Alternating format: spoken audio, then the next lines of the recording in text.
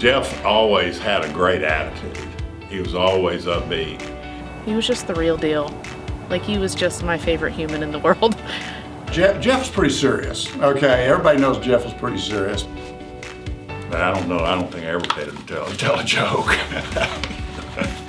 He was a very serious person, and I think that's because he had a lot to do. Jeff and I didn't have any funny moments.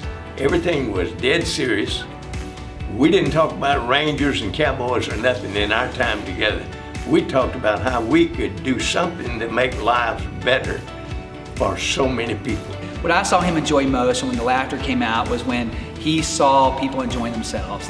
And he loved so much watching people, one, be happy, but then also be engaged. And that was one of his passions, his engagement. He was all about acquiring experiences. And so he wanted to share that with me and my sister. And, you know, that's exactly what we did. Like, I've been on safari. I got to see my little sister get kicked in the face by a kangaroo in Australia.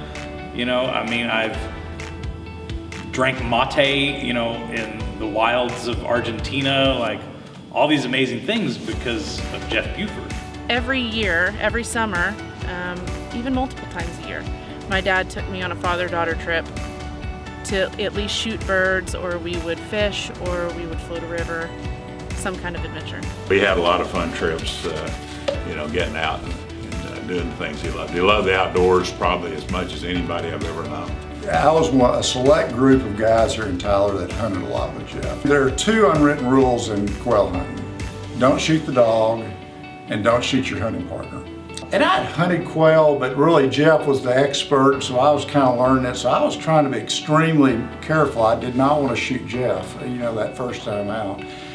And I remember the first time we got out, a covey of birds got up, and 3 birds on this side, 3 birds on this side. And before I ever got my gun to my shoulder, he had shot all 6 birds.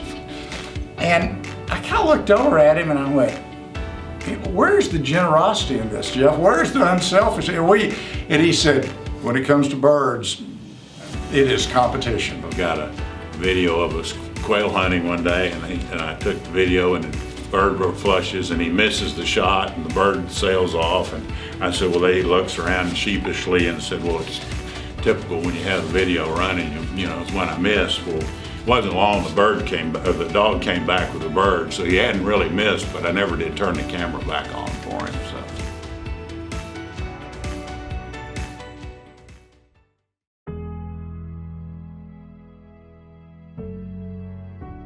I'm Leonard Davis, and it was my privilege to know Jeff Buford and call him my friend for almost 40 years.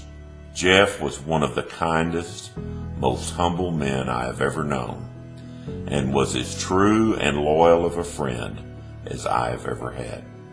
We got to have the conversations that daughters dream about having with their dads. I am my father's daughter 1,000 times over. Beyond the shadow of a doubt, I was his human, and I know it. Known Jeff forever, you know, he was one of my dear friends. And I would say a lot of people would say they didn't know Jeff well. When he said you were his friend, you were his friend, you know, for life. So, Jeff Buford, what a gentleman. The Bible says we are wonderfully and fearfully made. I wonder sometimes if God didn't hesitate and give Jeff Buford a few more brains and a bigger heart. Yeah, over the years, you know, we did build quite a good friendship, and it was a trusted friendship. And so if you ever had anything that was, you know, a burden, you know, you knew you could call Jeff and go sit down and have a Coke with him or a glass of wine and say, you know, what do you think about this, or how should we handle this? Mr. Buford, since the first day I came on campus, was the person that I knew I could call with any problem. His heart for me, but also his empathy for the work I was doing here was surpassed by no one. I would say that's one of the things I loved about Jeff is his companionship.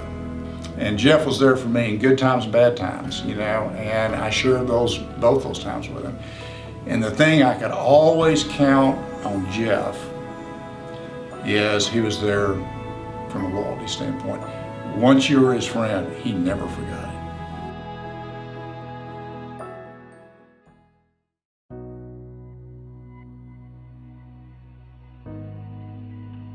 about Jeff, I loved about him, is he always thought about leadership. And he thought this could be a center for developing the next young leaders for, it might be East Texas, it might be the state, it might be the country, or anywhere else in the world. He was so passionate, had so much wisdom, knew the dream and knew what could happen at All Saints School to make it the best school in the United States. I think it's not a fair question to say, what did Jeff mean to All Saints? You know, I think Jeff Buford was All Saints. Loved the boardroom, which is where he was especially strong. One of his favorite Peter Drucker quotes was to always build on islands of health and strength. And that was always appropriate here. There's so many Bufordisms that I love, but a couple that he mentioned a lot in his work on the board was never be afraid to throw a red flag. If there's something that is maybe making you think that we need to look at this more deeply or that it could be a problem, please speak up. And then he also mentioned that we have to be willing to steer above the storm, using the analogy that in the storm you have to be willing to look past what's going on in front of you right now, and you have to be looking down the road. You can't be focused on just the waves that are all around you. And that's really important work, especially at the board level, where we're looking at not just our children today, but their children and how we plan for the future. And he was always keeping us focused on that. He was such a compelling leader, and he always would be first and out front. Jeff was always there with his financial support, but more importantly, with his keen business sense and thoughtful insight into what was truly important and what was not. The guy was unbelievable.